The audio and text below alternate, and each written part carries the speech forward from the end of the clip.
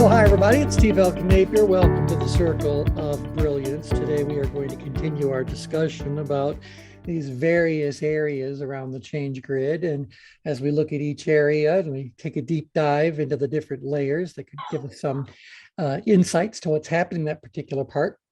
We're trying to figure out, what does that sound like, because when you go to a particular area in your brain, how many of you go to a different area of the change grid with no language associated with it? Or when you go to different places on the change grid, how many of you recognize that you are actually in a word conversation with yourself at times? So how many of you actually have words when you're thinking, and how many of you have thoughts without words? How do I put that? Yeah, anybody? So then I'll give you a deeper dive in it. Apparently, there are people on this planet who do not think things in words. They insist they only do it based on other visual elements, so feelings, whatever. And there's a specific name for that condition or that situation. I guess it's, among the normal sorts of things. But as someone who thinks in words, I can't relate. Yeah, this whole chorus of the mind thing we're working on is obviously intended for people who think verbally, at least for part of it. So, we do want to kind of go around the change grid and go, well, what am I saying to myself when I'm in this spot? Remember, we said the change grid reveals conversations that you are having with you about you. And so what exactly is this conversation? What are you saying to you about you? And I do believe there are some subtle and profound differences that we're going to encounter as we move to various places on the change grid. Certainly when we're only looking at 25 addressable locations, we can't get into the subtleties, but we all know that deep inside any one of these squares, there's a whole lot of variations that could be taking place. All right, so before we pick up where we left off, anyone have any questions, comments, thoughts? Do you want to? I have a question that I thought about in my reflection after the last call, that Tim would ask the question, and he talked about the complexities of that's inherent, I guess, with these locales. And you have a layer with the Myers-Briggs, do you not? Yes, we do have that one. It is not in this stack, but I can certainly pull it out if you guys want to see it at some time. So the question I was thinking about was like, okay, so I'm an INFJ, right? Yeah. So if I score one of these sections, there's a place where INFJ lives on the grid, but as I'm thinking about it in terms of using this as a tool, I would imagine if I'm like INFJ and whatever I'm plotting comes out at a 2 would be uniquely different than INFJ expression at maybe a 5 or something like that. Is that right? Yeah, as a good reminder for everyone, remember that you and every other human walking on this planet has been gifted with a full change grid. But the change grid overlays on what is essentially you. And so while this is not a personality test, and most personality tests do fall in the category of parlor game sorts of interesting things, but not necessarily all that deep. Some of them are very deep. So I'm not arguing that people don't have a personality, and that you watch them over a period of time and patterns start to emerge, and that becomes what we experience as that person. So I completely get that that there's all these different personalities that are out there, and we use that range of personalities to help us understand that there's a broad, I want to say, continuum of our perceptions. And nevertheless, we live in the world of our perceptions, and our perceptions still enable us to have all 5 levels of tension, a whole lot of drive or none of it. All that sort of stuff. So this is, last time I was talking about thinking about the change grid in macro terms. What's insights to it does it give us at a global kind of level? And then how we actually want to move that entire change grid all the way down to the individual level. so that we understand and we can help them understand that their change grid is really just a subset of the grand change grid of life.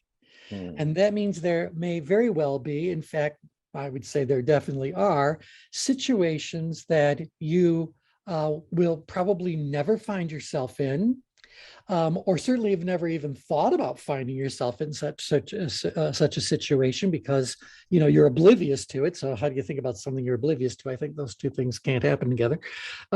So everyone thinks they live this full life with a full range, and no, none of us do. We all live in a subset. Yeah. So that's what it is. So we want to be able to move the entire change grid all the way down to that individual to say, no, I'm interested in knowing your personal change grid. What do your ranges look like? And we can talk about that if you guys would like to know about the change grid within the change grid. Yeah. Yes. That's why I asked that question, because I think we come to an event, as you just articulated, with a set of ideas, perceptions, experiences, but a lot of that isn't necessarily all revealed in that moment. You could be, blinded by certain things. And I think that's the power of this kind of things. It can unpack some of that so that you can see and learn from Right. that So for example, experience. in the example you just gave, I can tell you that as I move further and further up grid, and I'm not talking about the grand, change grid of life, I'm talking about my personal change grid. I know that as I move further and further up grid, my ability to see, recognize, understand, absorb, utilize information and resources becomes compromised. My tension distracts me. It distorts reality. Similarly, if my level of tension is too low, well, how am I going to respond now to the information around me, Right. Ignore it, take it for granted, turn over and fall back asleep. What am I doing? It depends where I am on the change grid. So I do believe that you're spot on when we say that. Now, how did Tim frame it? It was called, start with the C. Oh, I forget. Yeah, I Yeah. don't remember. Well, you said it earlier on this The call. complexities? Complexity. So where on the change grade is one most able to manage complexity? I'll just say upgrade, you can't manage complexity. Downgrid, you don't want to bother managing complexity. In grid, you're just too timid and in the wallpaper to bother stepping up. And outgrid, well, you may very well be the ones that is really driving making complexity. it right. And you might, in fact, we could say like complexity works really, really well when you're in 3. But as you start to move further out grid and end up in 14, now you become the instrument of the complexity. Does someone that far out grid really do a good job of simplifying and focusing, structuring, all that kind of stuff? No, even what I just said, how many of you are feeling there's an analytical element that has to come into play when one's going to discuss complexity? Because quite honestly, describing something as complex is in and of itself let's say an assessment process. It's an analytical process. Otherwise, how would you say, oh, this is complex? Right. That means you have something to compare it to. Yeah. And even if it's just off the top of your head, you still said the words, and the words imply some sort of value judgment or a bestowing of qualities on the situation for me. Because what's complex for person A may be simple for person B. And it's again, this all goes back to each of us have our own entire change grid available to us, and our role as one-on-one coaches is to first to understand and help the other person understand what's their scope, what does their change grid actually look like. One thing, if you guys really feel like a grand tour through the esoteric side of the change grid, I can tell you that years and years ago, we started looking at this grand change grid of life. Now, the grand change grid of life usually has reverb behind it. And what it really is trying to help people understand is that in the entire universe of possibilities, the entire universe of all of the different ways that humans can choose to act, to think, to whatever. There are so many possibilities, but all of those possibilities are going to live somewhere on this grand change grid of life. Well, nobody lives on the grand change, or no one's individual change grid stretches to the extremes of the grand change grid of life. We got to get from the universe into the galaxy kind of level. We each have our own little galaxy, and that's all fine. But I think that if we look at what our change grid looks like, where it floats on the grand change grid, I think you all recognize some people are by nature more down grid, some are more out grid. Their change grid lives in a certain limited region of the overall change grid. Yet inside of that, they still have range to the entire level of experiences. It's just what difference those experiences. Well, the thing that we finally got to was a discussion with some people about abnormal psychology. And we were saying that if the goal is to make sure that the change grid has a spell on it for every possibility, that means that our model must include all expressions of abnormal psychology. So if you think about that, then you kind of go like, well, then obviously there's a whole bunch of things that those of us who are not abnormal psychologically are probably never going to experience, understand, or whatever, but it puts them somewhere on their change grid. We then talked a little bit more that's saying like, well, if it really is then relative to you, then it really can be defined by thinking about and describing perhaps what your 4 powerless point experiences would be. So what do you think would put you too far out grid, too far up grid, in grid, or down grid? What would that end up being? And then based on that, you can figure out where someone is. Well, we found out you don't necessarily end up staying in a square. You can end up becoming an elongated square. So your north and south are really far apart, but east and west are pulled rather narrow. Or similarly, east and west is extremely wide, but there's a very narrow band of tension in which your life operates. And so things start getting distorted and skewed and stretched in strange kinds of ways. And obviously, it's an interesting thing to think about, but I don't think it has all that much practical application in any of the work that all of us do. But hopefully, Brian, that gives you kind of an answer to your question. Oh, absolutely. And then the last thing I just wanted to point out, now that I said, the change grade has to allow room for abnormal stuff too. The big change grade has to allow room for abnormal stuff. That's where we have to get back to Myers-Briggs. Remember that when we talk about any kind of a model and integrating that model into the change grid, we don't expect that model to be complete, top to bottom, right to left, covering every single aspect of the change grid. Many models are confined to a deeper understanding of a single region of the change grid. So, for example, Csikszentmihalyi's work on flow was really all about the heart line. And he makes a little bit of reference about his words for upgrid and downgrid, but that's not what it's all about. It's not about the whole range of things. It's about let's deep dive into this one little state that we call flow. And that's really great. And then there's other models that focus at other little locations. Like there's one that's all about the 4 different types of salesperson you are. Well, I promise you, if you're a salesperson, I think it was about successful salespeople, 4 different sales styles that lead to success. I can tell you that you are not deep down in apathy. This is not where that success is going to be found, nor way up in stress. So when they talked about their 4 types of selling, it is true that one was relative upgrid, outgrid, downgrid, and ingrid, but they were all confined to this general area. Actually, would be on top of the expressive driver kind of a thing. So are you a good sales rep because you're excited and enthusiastic? Are you a good sales rep because you're comfortable putting out expectations and closing the deal and all that sort of stuff? Are you downgrid where you're really good at proving your sales arguments for why someone should that? Where's the value coming from? Or are you like super relationship focused and want people to love you into buying whatever it is you're trying to sell? So they were just talking about these 4 different kinds of things. So again, that's regional.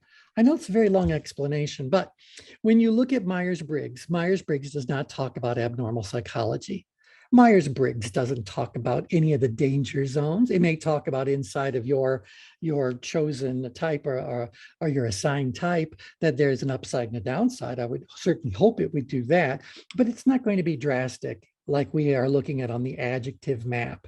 So when we overlaid Myers-Briggs, we were able to overlay them in a nice 4x4 array to give us the 16 different types, but they were all confined to the area of the change grid inside of the danger zones. When we got into any of the danger zones or closer along these extreme lines on the sides, then there was not a Myers-Briggs type that resonated with that. Interesting. Yeah. Okay. Anyway, sorry for the long explanation, but there you go. No, that was good. That's what I'm using this for. Like I'm experimenting as a self-experimenter with myself and looking at longevity studies. And so I signed on to this conception of,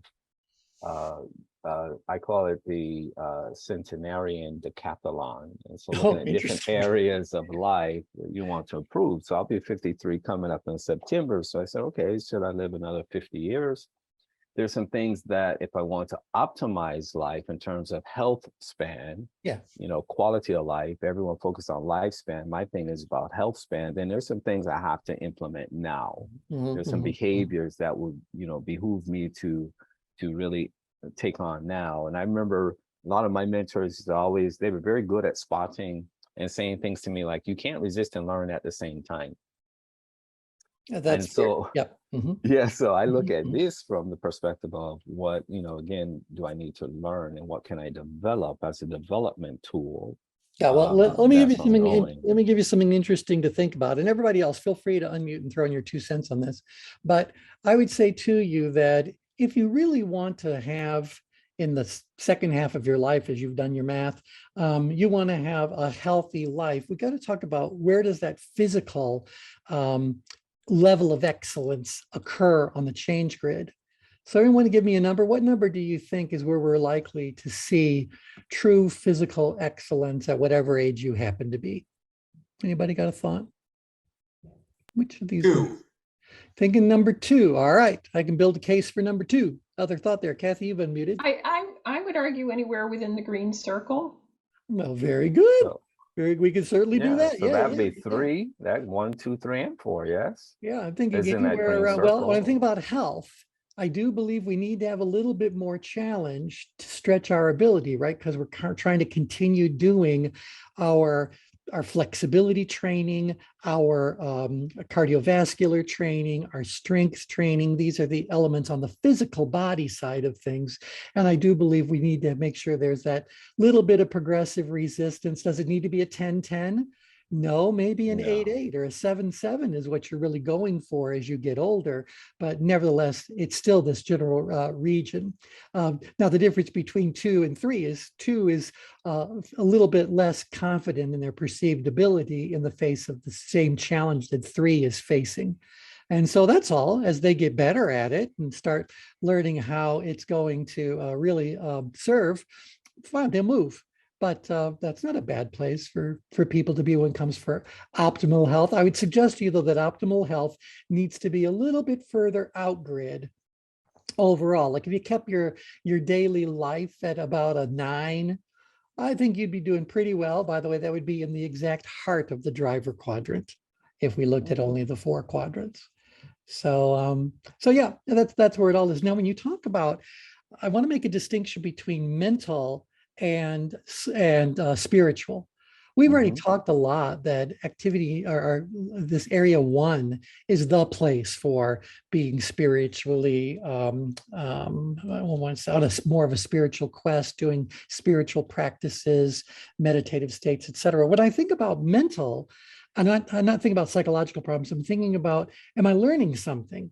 Am I, on top of that, am I exercising my intellect? And I kind of think that's kind of like a little bit further down grid because, there needs to be enough challenge to keep it interesting, but you got to be one of these people who's truly curious, engaged in a particular subject matter. That's what you really want. Find something you really love to read about, study, whatever. That's what that would be. Yeah. And I would wonder if 2 would be more about social health. This idea that you need to get out there and I don't know. That we'd have to talk about. But nevertheless, just to kind of bring things back to what Brian was bringing up, I do think that there are these different benefits that happen at different areas of the change grid. And if we just give them a little bit of thought, it should be easier and easier for us to figure out where does that live on the change grid. Yeah, this is a very holistic approach for the change grid to really help people untap and unravel some of these layers that come with, where they are in the grid. Yeah, and truly, this is not something for a corporate client. I couldn't make a practice off of doing this if I was still in the throes of doing all the corporate kind of work. I think this is a different audience who have a different set of abilities and capabilities coming into the work they're doing with any of us. And I have to be able to meet them where they are. And so that's why I was hoping this 5x5 array will be meaty enough to keep the bright people engaged and wanting to learn more, but approachable enough that the people who really don't, resonate with doing a deep dive into stuff at least finds it interesting and amusing. So they spread the word, give it a try, give it a try, give it a try. So that's the goal for here, but yeah. Okay, we've talked about 1, 2, 3, 4, and 5, I do believe, because we were talking about artistic creativity, and that's definitely since living down here. So I guess we want to keep going on our little walk around. We go to number 6 next. Now, I'm going to begin this next series by saying to all of you that, or maybe I'll do it as a question. How often have you seen a change grid that is heavily plotted on the in-grid hemisphere? So make a vertical line to the left of the vertical line. How many of you have actually seen change grids that seem to be rather heavily populated in this area? Seldom. Seldom. Because I think it's just based on the kind of work that we do and the reasons why people choose to work with us, that we are kind of pulled into more of an up-grid, out-grid, and down-grid to the right of vertical more often than not. We do see the occasional floater out here somewhere. But as far as a real I'm going to say personality, as far as a pattern or a strong trend, we don't often find that. In fact, we find it so infrequently that whenever I see such a thing, my immediate, forget belief, my immediate truth is that they've inverted one of the scales. So they didn't fill it out properly to begin with. So they really should be either very far down grid or very far up grid, but not where they are. Their perceptions are just, they messed up. And so that's what we kind of know to be the case. All right, anyway, thoughts about that, or we good to go? Yes. All right. So just wanted to say that so I could say to all of you, I get it. We don't often see stuff on this side. So we haven't had much opportunity to exercise our ability to explain what's going on at that particular part. And probably because we've never been pulled into a situation where we needed to stop for a moment and think about what actually is happening there. And so let's do that. Let's look at area 6 on the change grid. And to be in area 6, you are saying that your perceived ability is what? Remember, we're low, moderate, moderate, we're using that 5-point scale. So what's your level of ability? Moderate. Moderate. And how challenging is it? Low, moderate, low. Moderately low. Moderate. Yeah, low, moderate. Okay. Can you guys think about a situation in your life where you either are or could be, where you would go like, well, my ability is moderate, but the challenge isn't really all that high. Perceive my abilities. Can you think of something like that? The word that resonates with me, T, is follower. Follower, I would say that we're going to see some follower behaviors there. What else? Your moderate ability, enough to be able to do the average thing that needs to be done. And it's not particularly all that challenging. So you kind of, what's the word I want to use? Like thinking about things, like you have this moderate ability, the challenge is high. So Yeah. you're, kind of regular calculating something, right? All right, let's do a dive through the layers and see how that might it might enhance what you're pointing out there. So just all y'all memorize where number 6 is right now. So kind of see that little square, because I want to go to the engagement rings. Congratulations. I didn't know you were getting married. So right here, yes, yet again. We get married every month. Okay, so we're right here on the change grid. And what's really going on then when it comes to your level of engagement? What words do you see here? You're a little Hyper-awareness. bit on high alert. Well, they're down here. So they're on, is there a high alert for low alert? Oh no, low alert, low alert. Low alert. And Low alert. maybe a little bit of it, they're actually in awareness. They're in that place where they're kind of not pre-aware. Actually, Diane had a word for that, obtundity. Obtundity. Somebody look that up. O-B-T-U-N-D-I-T-Y. How do you spell? O-B-T-U-N-D-I-T-Y.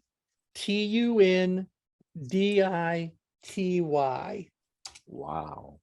Okay. Obtundity. And it's this state of being unaware. Yeah, dulled senses or limited awareness. Dulled senses, limited awareness. So that's, I'm not going to put that word on the change grid, although Like most of the people that used to work for me. yeah, I'm just saying, obtundity. Okay, it's a terrible word. So if you drew Job a picture of security. obtundity, what would it look like, So anyway, but there might be some of that going on here, because over here they're pre-aware, so they're totally clueless, oblivious to what's going on. But here, I do believe that our reality, how do I put this?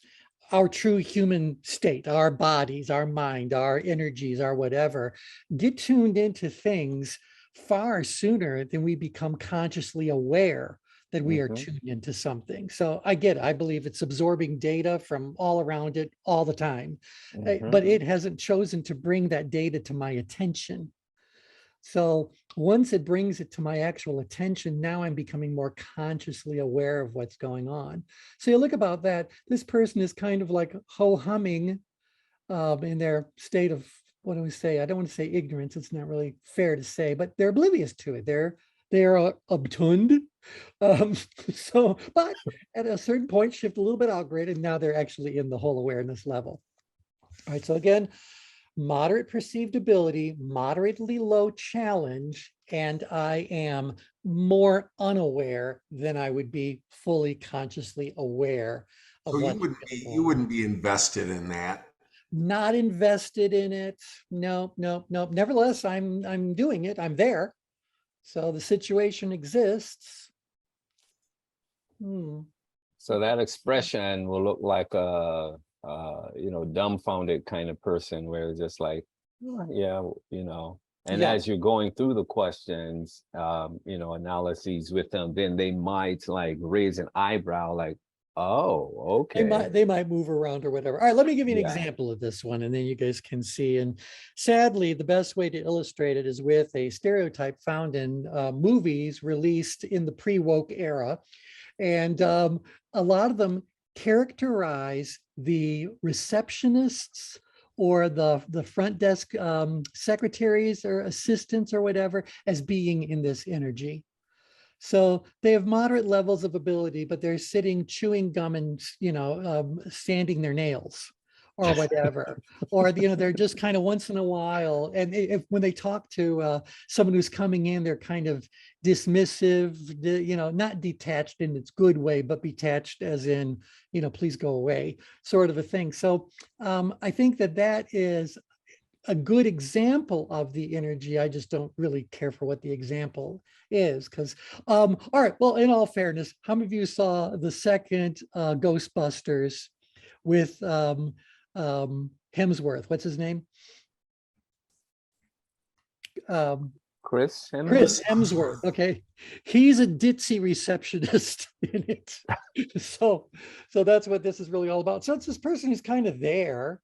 They are, if you think about the level of tension they're experiencing, they are really very much in power apathy about what's going on.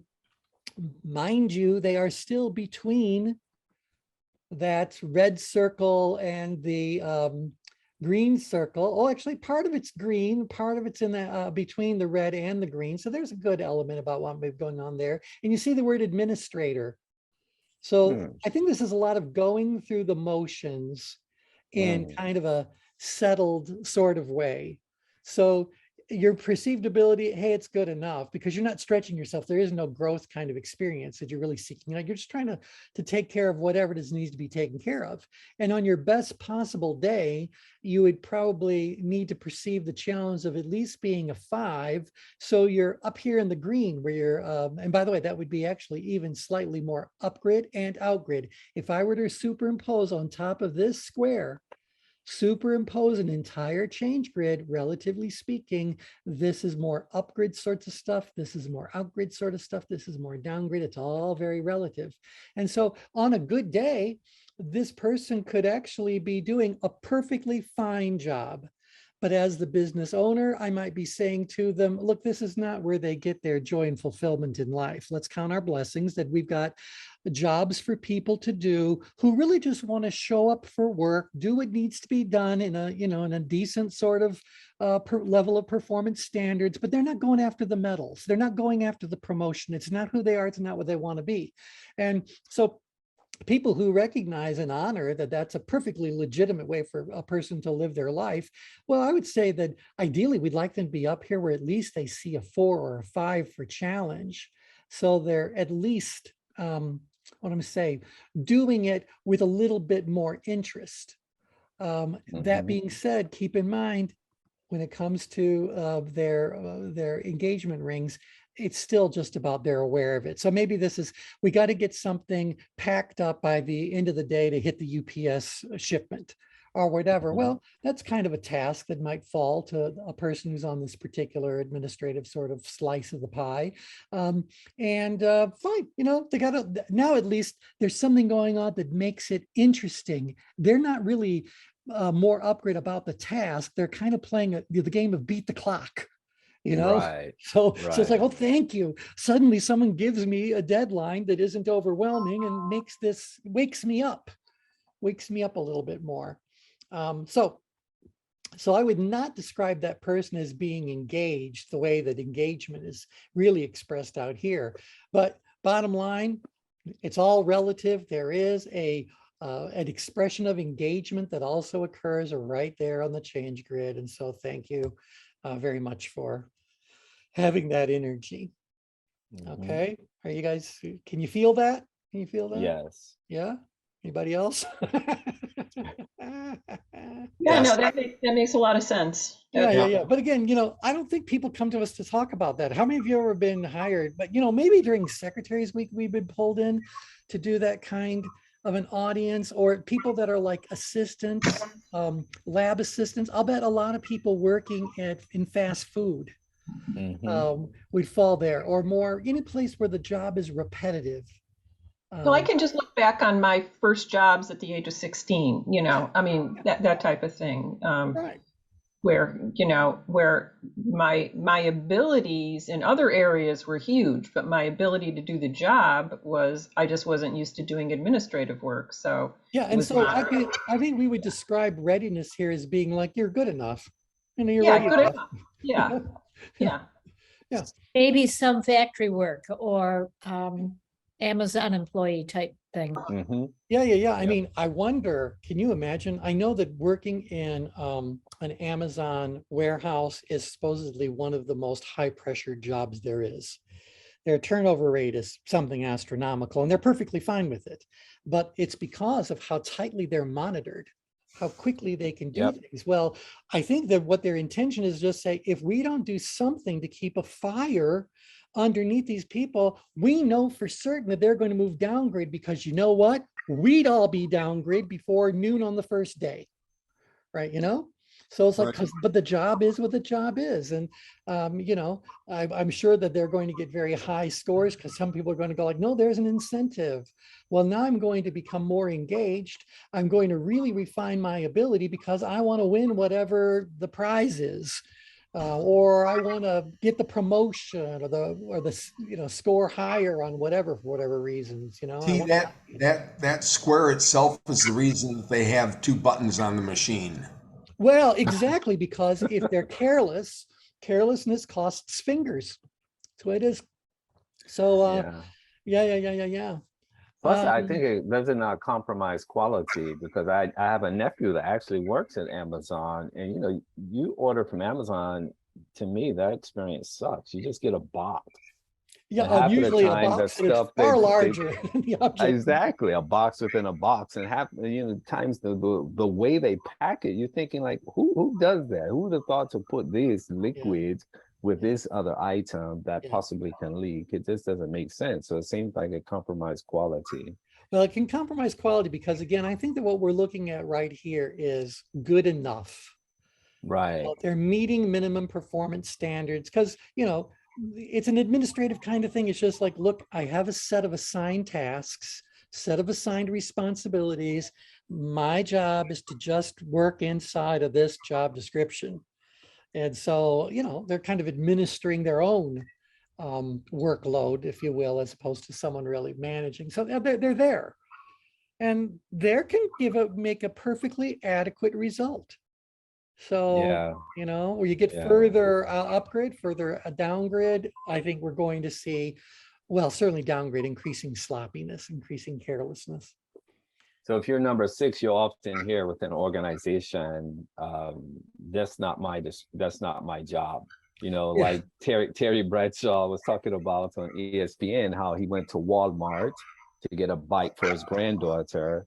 And the bikes are up high, so you have to ask for help. And when he did so, he said he waited 3 hours for somebody to come back to him, because everyone he asked kept saying, that's not my job. That's not my department. Not cleared for that. Yeah. Not my job. It's above my pay grade.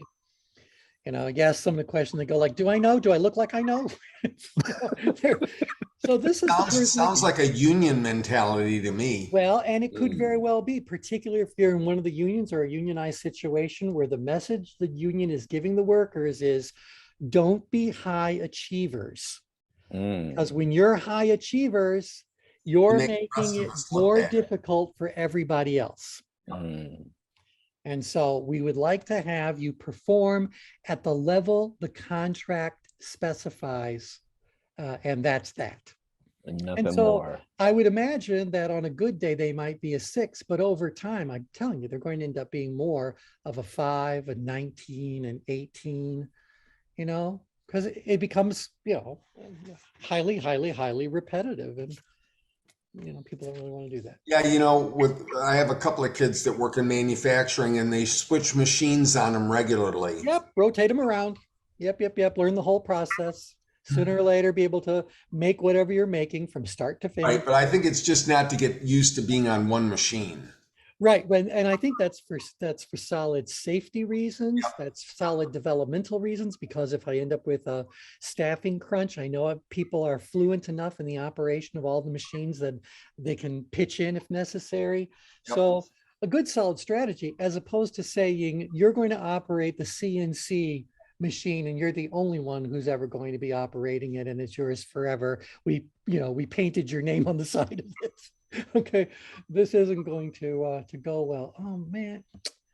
So in terms of words for that, for number 6, would things like complacency, status quo, well, that you know kind of? what? Let's go to the adjective map, shall we? What kind of words are that far down grid? I think we can see it on this one. All right, so we said moderate ability. No, I need this one. I need them both. I'm on the edge. All right. So this is the downgrade quadrant. So A, analytical, the downgrade section. So that's the amiable analytical energy would be right here. Go up a little bit, if you will. And you're on the border.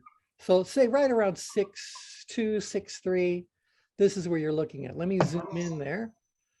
And then we can kind of see what it says. 6.2, 6.3. Careful, cautious. Behaved, patient, sensible, compliant, fair, polite, obedient, routine. Now that's on the low. energy side of things, where you get a little bit further up grid. Now you're becoming more careful, cautious, thoughtful, maybe even calculating. And get all the way up here to the inside of the green circle. And now you can actually become a little bit more sensitive to what's going on. And sensitive isn't meaning emotionally sensitive. It really means that your senses are operating. You're picking up some information around that. And pending means we've never come up with a word for there. Maybe we can during the series of calls, but no adjective we've discovered falls there. Someday we'll finish the whole change grid. Don't know when, no promises. Okay, so there's some of the words we might use. So it leans from being very obedient, considerate, routine, behaved, all the way up to being more cautious, thoughtful, sensitive, calculating. That would be good. Yeah. All right, thoughts about that? That's excellent. Comments? Okay. Fascinating. Yeah. Sooner or later, it all comes together. All right, so that's 6. We still got about 15 minutes. Let's go ahead and knock off 7. So to be in 7, you perceive your level of ability as being moderately low, and the challenge is being what? Moderately low. That's it. There you are, moderately low. And so again, you probably don't even notice when you're in that space, because that, if we go to the engagement rings, is half bare awareness and a little bit of pre-awareness. That's where, so you're kind of just becoming knowing, knowledgeable, well, aware is the word, but trying to give you more synonyms than that. Isn't that what that feels like complacent to me? That feels like really complacent. Yeah. Describe the complacency of being there. Do you think? How would you? Well, it is what it is. You know, I mean, that would be the thought. You know, that here I am. I'm not going to push anything. I'm not challenged. Yeah, I don't really have a lot of interest in making any changes. I like where, I mean, you can say maybe you don't, but I like where I am, and it's okay, and I don't see any need to make it, you know, to do anything different. Right. Good. That's how I would. Well, I'm going to give you an actual example of this spot, but go right ahead, Shags, go right ahead. I think Pink Floyd said it best. Comfortably numb.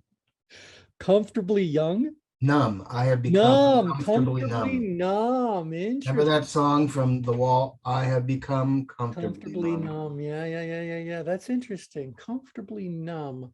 All right.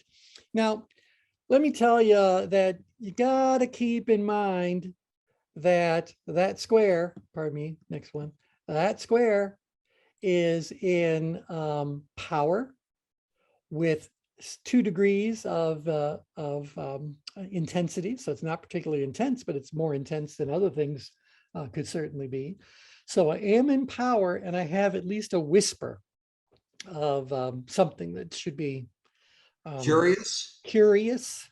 Yeah, maybe that's because, again, you go to the middle. What's happening as we move along the heart line? We know people are becoming increasingly driven. Well, way out here, I know I'm driven. Well, how driven am I when I'm number 2? Not much. But I'm in motion.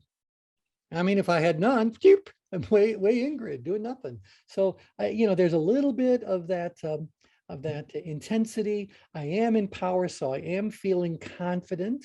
Not confident compared to out-grid, but I'm feeling okay with who I am and where I am. Everything's fine. Everything Kathy was saying was absolutely spot on. So I'm going to give you an example of an activity that could actually plot there. And again, we don't see activities normally plot there because I promise you, it would be a fluke that one of our clients who's creating their own activity list would ever put anything this far in grid on their activity list. And I would tell them that they're kind of wasting their energy around it, because here's the best example. I've shared this with you guys before. This is being invited over to some friend's house, and and you're just going to sit around, have some wine, play a game. They have a new game. And so there you are sitting at your friend's house. and they want to play whatever this new game happens to be. How do you rate your ability to play a brand new game? Low. Low, but do you think it's really low, or are you kind of thinking like, Well, okay, it you comes kind in of a know how games box? work. You kind of know how games work, so Yeah. moderately I've low. played games before. I don't know this one, but I'll bet, who knows, maybe it's similar to whatever. So I'm kind of in this moderately low perceived ability. And when it comes to challenge, what's my mindset? Uh, Not much. Yeah, I Yeah. mean, it's kind of, My but remember, expectations aren't high. I'm in power. I'm in power and I'm just becoming aware of something. So there's an element of quiet curiosity going on here. Yeah, so you So, I would mean, be all you quite guys, observant there, right? Like really yeah. observing But things. let me just say to you guys, in all likelihood, the scenario I've just described is a scenario that most, if not all of you, have been in. Hmm. Get invited out to somebody to try something you've never done before. And in that moment, your perceived level of ability is going to be moderately low, maybe worse, but let's give you a little credit and say moderately low.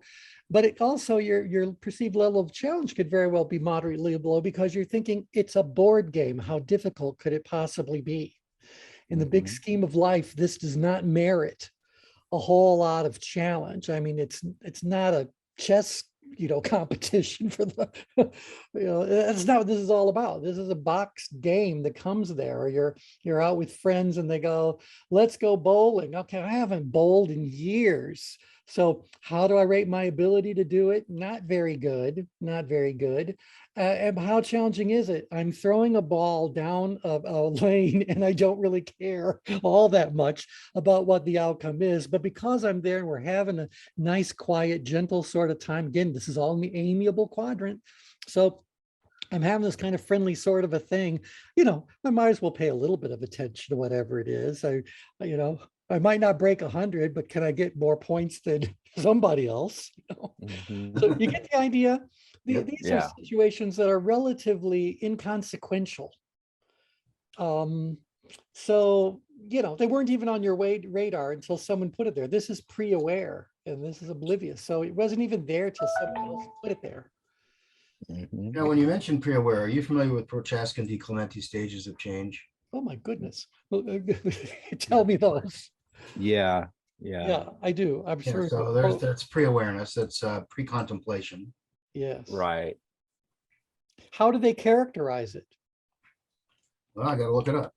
Yeah, I'm kind of curious because it's got it right here. difficult to describe a state that has Right, no presence. pre-contemplation is not currently considering the situation or change.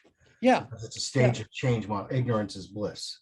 Yeah, and what I've just heard in their framing is an outsider describing what's happening to this person when they're there, as opposed to what is this person thinking when they're there? I'm saying to you, they're thinking nothing until someone brings it to their attention, and then they're kind of quickly go like, well, this isn't really no big deal. Yeah, let's have some fun. Sure, I'll give it a try. Yeah, Whatever. well, that's what they say. You validate the lack of readiness, clarify decisions theirs, encourage reevaluation of current behavior, encourage self-exploration, not action, and explain and personalize the risk. Oh, well, there you go. Well, that's all trying to move things outgrid a little bit and upgrade a little bit. So that all works. But that's that spot on the change grid. So again, I don't know that we're going to have much opportunity to ever bring it to someone's attention, but it's important to me that you guys can feel that there is a difference as you look at these different areas on the change grid. And the difference is, at least in part, how the language in your own head changes. What is the voice inside of you saying here? That's why, like Kathy basically just said, well, this is no big deal, so it's all good. All right. Thoughts, questions, comments? So if you have someone that's grids there, you would ask a whole lot of questions, you assume, yes? Well, the first thing I want to do is revisit their perceptions, because I want to make sure that they're plotting in the right spot. Because we see it so infrequently, there is a big question mark about, did they assess properly? And so if I said to them, okay, your topic was about playing a new board game, and you've plotted here. So I'm just curious to know, how do you rate your ability to play? a board game, and I need to hear them say a 3 or a 4. If they now say, well, no, it's really more of a 9 or a 10, well, then that's not where you are on the change grid. I need you to reassess and we'll replot you.